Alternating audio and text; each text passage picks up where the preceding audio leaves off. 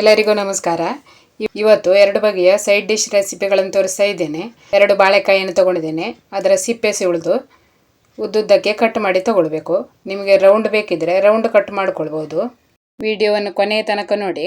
ಹಾಗೆ ವಿಡಿಯೋ ಇಷ್ಟ ಆದರೆ ಒಂದು ಲೈಕ್ ಮಾಡಿ, ಮತ್ತು ವಿಡಿಯೋ ಹೈಪ್ ಮಾಡಿ ಆಯಿತಾ. ವಿಡಿಯೋ ಹೈಪ್ ಮಾಡೋದ್ರಿಂದ ನನ್ನ ವಿಡಿಯೋಗಳು ಮತ್ತಷ್ಟು ಜನರಿಗೆ ತಲುಪ್ತದೆ.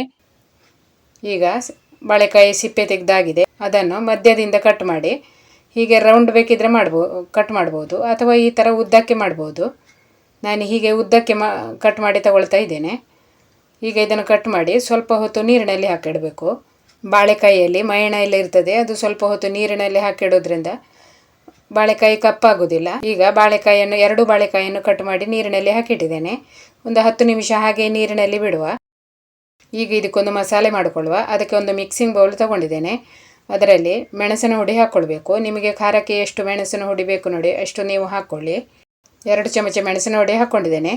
ಅದಕ್ಕೆ ಒಂದು ಅರ್ಧ ಚಮಚ ಆಗುವಷ್ಟು ಕೊತ್ತಂಬರಿ ಪುಡಿ ಹಾಕ್ಕೊಳ್ತಾ ಇದ್ದೇನೆ. ಕೊತ್ತಂಬರಿಯನ್ನು ಡ್ರೈ ರೋಸ್ಟ್ ಮಾಡಿ ನೀವು ಪೌಡರ್ ಮಾಡಿ ಇಟ್ಕೊಂಡ್ರೆ ನಿಮಗೆ ಬೇಕಾದಾಗ ಉಪಯೋಗಿಸಲಿಕ್ಕೆ ಸುಲಭ ಆಗ್ತದೆ. ಡ್ರೈ ರೋಸ್ಟ್ ಮಾಡಿ ಪುಡಿ ಮಾಡಿ ಇಟ್ಕೊಂಡಿದ್ದೆ, ಅದನ್ನೇ ಅರ್ಧ ಚಮಚ ಆಗುವಷ್ಟು ಹಾಕ್ಕೊಳ್ತಾ ಇದ್ದೇನೆ. ಈಗ ಒಂದು ಅರ್ಧ ಚಮಚ ಆಗುವಷ್ಟು ಹಿಂಗು ಪುಡಿ ಹಾಕಿದ್ದೇನೆ. ಹಾಗೆ ರುಚಿಗೆ ತಕ್ಕಷ್ಟು ಉಪ್ಪನ್ನು ಹಾಕ್ಕೊಳ್ಬೇಕು. ಈಗ ಇದನ್ನೊಂದು ಸಾರಿ ಚೆನ್ನಾಗಿ ಮಿಕ್ಸ್ ಮಾಡಿಕೊಳ್ಳುವ. ಈಗ ಒಂದು ನೆಲ್ಲಿಕಾಯಿ ಗಾತ್ರದ ಹುಣಸೆ ಹಣ್ಣನ್ನು ನೀರಿನಲ್ಲಿ ಹಾಕಿ ಕಿವುಚಿ ಇಟ್ಕೊಂಡಿದ್ದೇನೆ. ಅದರ ರಸವನ್ನು ಹಾಕ್ತಾ ಇದ್ದೇನೆ. ಈಗ ಇದನ್ನು ಚೆನ್ನಾಗಿ ಮಿಕ್ಸ್ ಮಾಡಿಕೊಳ್ಬೇಕು. ಸ್ವಲ್ಪ ತೆಳ್ಳಗಿನ ಮಸಾಲೆ ಮಾಡಿಕೊಳ್ಬೇಕು. ಈಗ ನಾನು ಮಸಾಲೆ ಮಾಡಿಕೊಂಡು ರೆಡಿ ಮಾಡಿದ್ದೇನೆ.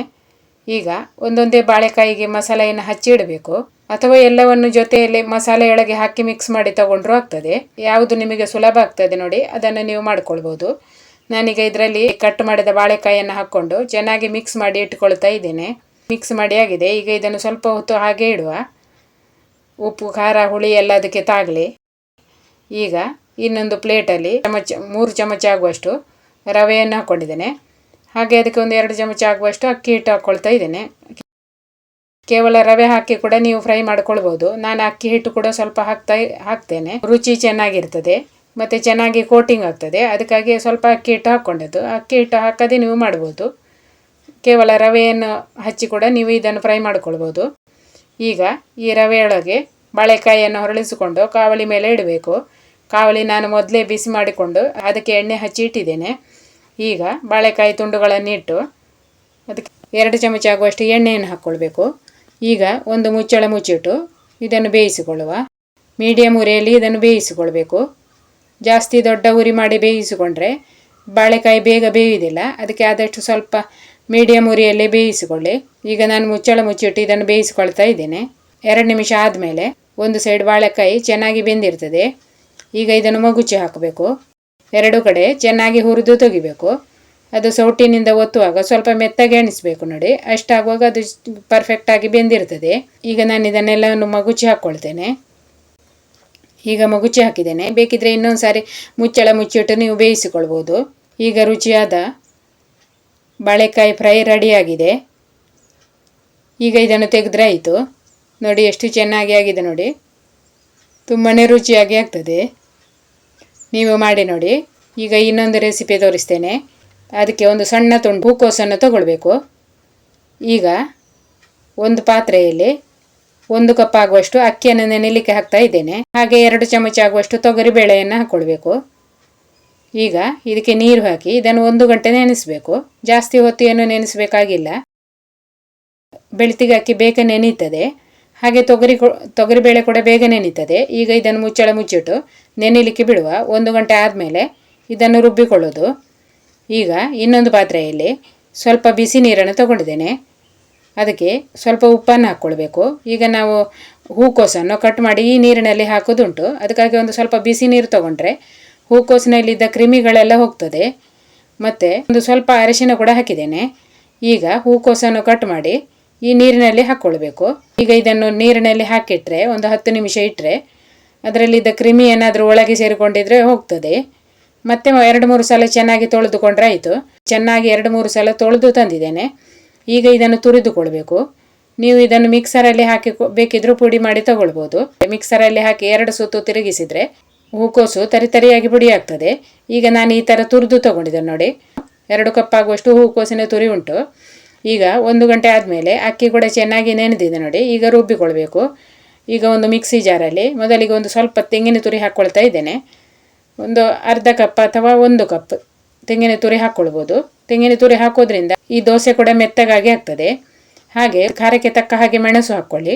ಮೆಣಸನ್ನು ಹುರಿಲಿಲ್ಲ, ಹಸಿ ಹಾಗೆ ಹಾಕ್ತಾ ಇದ್ದೇನೆ.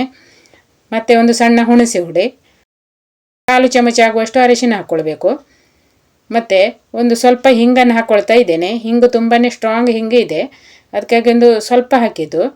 ಇಲ್ಲ ಇದ್ರೆ ಹಿಂಗಿನ ಪರಿಮಳನೇ ಜಾಸ್ತಿ ಬರ್ತದೆ. ಈಗ ಇದಕ್ಕೆ ನೀರು ಹಾಕಿ ರುಬ್ಬುವ. ಮೊದಲಿಗೆ ಒಂದು ಸಾರಿ ರುಬ್ಬಿ ತಂದಿದ್ದೇನೆ. ಈಗ ನೆನೆಸಿದ ತೊಗರಿಬೇಳೆ ಮತ್ತು ಅಕ್ಕಿಯನ್ನು ಹಾಕಿ ರುಬ್ಬಿಕೊಳ್ಬೇಕು. ತೊಗರಿಬೇಳೆ ಮತ್ತು ಅಕ್ಕಿಯನ್ನು ಹಾಕ್ಕೊಂಡಿದ್ದೇನೆ. ಈಗ ರುಚಿಗೆ ತಕ್ಕಷ್ಟು ಉಪ್ಪನ್ನು ಈಗಲೇ ಹಾಕ್ಕೊಳ್ತಾ ಇದ್ದೇನೆ. ಈಗ ಇದನ್ನು ರುಬ್ಬಿ ತರಬೇಕು. ರುಬ್ಬಿ ತಂದ ಹಿಟ್ಟನ್ನು ಒಂದು ಪಾತ್ರೆಯಲ್ಲಿ ತೆಗಿಬೇಕು. ಸ್ವಲ್ಪ ತರಿಯಾಗಿಯೇ ರುಬ್ಬಬೇಕು. ಪಾತ್ರೆಯಲ್ಲಿ ತೆಗೆದುಕೊಂಡಿದ್ದೇನೆ. ಈಗ ಮಿಕ್ಸಿಯಲ್ಲಿ ಕೂಡ ನೀರು ಹಾಕಿ ಸೇರಿಸಿಕೊಳ್ತಾ ಇದ್ದೇನೆ. ಈಗ ಒಂದು ಸಾರಿ ಇದನ್ನು ಚೆನ್ನಾಗಿ ಮಿಕ್ಸ್ ಮಾಡುವ. ಜಾಸ್ತಿ ತೆಳ್ಳಗೆ ಮಾಡಬಾರ್ದು. ಇದೇ ಥರ ಹಿಟ್ಟು ಇದ್ರೆ ಆಯಿತು. ಇದಕ್ಕಿಂತ ತೆಳ್ಳಗೆ ಬೇಡ. ಉಪ್ಪು ತಾಗಿದೆ ಅಂತ ನೋಡಬೇಕು. ಇದಕ್ಕೆ ಸ್ವಲ್ಪ ಉಪ್ಪು ಕಡಿಮೆ ಆಗಿದೆ, ಅದಕ್ಕಾಗಿ ನಾನು ಮತ್ತೆ ಒಂದು ಸ್ವಲ್ಪ ಉಪ್ಪು ಹಾಕ್ಕೊಂಡಿದ್ದೇನೆ. ಈಗ ಚೆನ್ನಾಗಿ ಮಿಕ್ಸ್ ಮಾಡುವ. ಈಗ ತುರಿದಿಟ್ಟಂತಹ ಹೂಕೋಸನ್ನು ಹಾಕ್ಕೊಳ್ಬೇಕು. ಹಾಗೆ ಚೆನ್ನಾಗಿ ಮಿಕ್ಸ್ ಮಾಡಿ ತಗೊಳ್ಬೇಕು. ಈಗ ನೀವು ಹೀಗೆ ದೋಸೆ ಮಾಡಿಕೊಂಡ್ರೂ ಆಗ್ತದೆ. ನಾನೀಗ ಇದಕ್ಕೆ ಒಂದು ಈರುಳ್ಳಿಯನ್ನು ಸಣ್ಣಗೆ ಕಟ್ ಮಾಡಿ ಹಾಕ್ಕೊಳ್ತಾ ಇದ್ದೇನೆ. ಈರುಳ್ಳಿ ಹಾಕಿದರೆ ಅದು ಒಂಥರ ರುಚಿ ಇರ್ತದೆ, ಅದಕ್ಕೆ ಸ್ವಲ್ಪ ಈರುಳ್ಳಿ ಹಾಕ್ಕೊಂಡ್ರೆ ಒಳ್ಳೆಯದು. ನೀವು ಈರುಳ್ಳಿ ತಿನ್ನದವರಾದರೆ ಹಾಗೆ ದೋಸೆ ಮಾಡ್ಕೊಳ್ಬೋದು. ಈಗ ಚೆನ್ನಾಗಿ ಮಿಕ್ಸ್ ಮಾಡಿ ತಗೊಂಡಿದ್ದೇನೆ. ಬೇಕಿದ್ರೆ ಒಂದು 5 ನಿಮಿಷ ಅದನ್ನು ಹಾಗೆ ಮುಚ್ಚಿಡ್ಬೋದು, ಅಥವಾ ಆ ಕೂಡಲೇ ಕೂಡ ಮಾಡ್ಬೋದು. ನಾನೀಗ ಒಂದು 5 ನಿಮಿಷ ಇಡ್ತೇನೆ, ಆಮೇಲೆ ಇದರದ್ದು ದೋಸೆ ಮಾಡ್ತೇನೆ. ಈಗ 5 ನಿಮಿಷ ಆದಮೇಲೆ ಚೆನ್ನಾಗಿ ಒಂದು ಸಾರಿ ಮಿಕ್ಸ್ ಮಾಡ್ಕೊಳ್ಬೇಕು. ಹಾಗೆ ಹಿಟ್ಟು ದಪ್ಪ ಅನಿಸಿದರೆ ನೀರು ಹಾಕ್ಕೊಂಡು ಮಿಕ್ಸ್ ಮಾಡಿ ದೋಸೆ ಮಾಡಿಕೊಂಡ್ರೆ ಆಯಿತು. ಒಲೆ ಮೇಲೆ ಕಾವಲಿ ಇಟ್ಟು ಚೆನ್ನಾಗಿ ಎಣ್ಣೆಯನ್ನು ಹಚ್ಚಿಕೊಳ್ಬೇಕು. ಈಗ ಹಿಟ್ಟನ್ನು ಹಾಕಿ ದೋಸೆ ಶೇಪಲ್ಲಿ ಹರಡಬೇಕು. ಸಣ್ಣ ಸಣ್ಣ 3-4 ದೋಸೆ ಒಂದೇ ಸಾರಿ ಮಾಡ್ಕೊಳ್ಬೋದು, ಅಥವಾ ಒಂದೇ ದೋಸೆ ಮಾಡಿಕೊಂಡ್ರೂ ಆಗ್ತದೆ. ನಾನೀಗ ಮೊದಲಿಗೆ ಒಂದೇ ದೋಸೆ ಮಾಡಿ ನಿಮಗೆ ತೋರಿಸ್ತಾ ಇದ್ದೇನೆ, ಆಮೇಲೆ 4 ದೋಸೆ ಹಾಕೋದನ್ನು ತೋರಿಸ್ತೇನೆ. ಈಗ ಒಂದು ಮುಚ್ಚಳ ಮುಚ್ಚಿಟ್ಟು ಇದನ್ನು ಬೇಯಿಸಿಕೊಳ್ಳುವ. ಮೀಡಿಯಂ ಉರಿಯಲ್ಲಿ ಬೇಯಿಸಿಕೊಳ್ಳಿ, ಜಾಸ್ತಿ ದೊಡ್ಡ ಉರಿ ಮಾಡಬಾರ್ದು. ಸ್ವಲ್ಪ ಆದಷ್ಟು ಸಣ್ಣಗೆ ಉರಿಯಲ್ಲೇ ಬೇಯಿಸಿಕೊಳ್ಬೇಕು. ಈಗ ಒಂದು ಸ್ವಲ್ಪ ಎಣ್ಣೆ ಹಾಕ್ಕೊಂಡು ಇದನ್ನೀಗ ಮಗುಚಿ ಹಾಕ್ಕೊಳ್ತಾ ಇದ್ದೇನೆ. 2 ಸೈಡ್ ಚೆನ್ನಾಗಿ ಬೆಂದ ಮೇಲೆ ತೆಗೆದ್ರೆ ಆಯಿತು. ರುಚಿಯಾದ ಹೂಕೋಸಿನ ದೋಸೆ ಕೂಡ ರೆಡಿ ಆಗ್ತದೆ. ಅನ್ನದ ಜೊತೆ ನಂಚಿಕೊಂಡು ತಿನ್ನಲಿಕ್ಕೆ ತುಂಬಾ ಒಳ್ಳೆಯದಾಗ್ತದೆ. ನೀವು ಮಾಡಿ ನೋಡಿ. ಈಗ ನೋಡಿ, ನಾನು 4 ದೋಸೆ ಹಾಕಿದ್ದೇನೆ ಇಲ್ಲಿ. ಇದನ್ನು ಕೂಡ ಅದೇ ಥರ ಮಗುಚಿಕೊಂಡು ತೆಗೆದ್ರೆ ಆಯಿತು. ಸಣ್ಣ ಪೊಳ ಅಂತ ಹೇಳ್ತಾರೆ ಇದಕ್ಕೆ. ರುಚಿಯಾದ 2 ಬಗೆಯ ಸೈಡ್ ಡಿಶ್ ರೆಸಿಪಿಗಳು ನಿಮಗೆ ಇಷ್ಟ ಆಗಿದೆ ಅಂದ್ಕೊಂಡಿದ್ದೇನೆ. ಇಷ್ಟ ಆದರೆ ಒಂದು ಲೈಕ್ ಮಾಡಿ. ಹಾಗೆ ಚಾನೆಲನ್ನು ಸಬ್ಸ್ಕ್ರೈಬ್ ಮಾಡದವರು ಸಬ್ಸ್ಕ್ರೈಬ್ ಮಾಡ್ಕೊಳ್ಳಿ. ನಿಮ್ಮ ಅನಿಸಿಕೆಯನ್ನು ಕಮೆಂಟ್ ಮೂಲಕ ತಿಳಿಸಿ. ವಿಡಿಯೋ ನೋಡಿದ ಎಲ್ಲರಿಗೂ ಧನ್ಯವಾದಗಳು.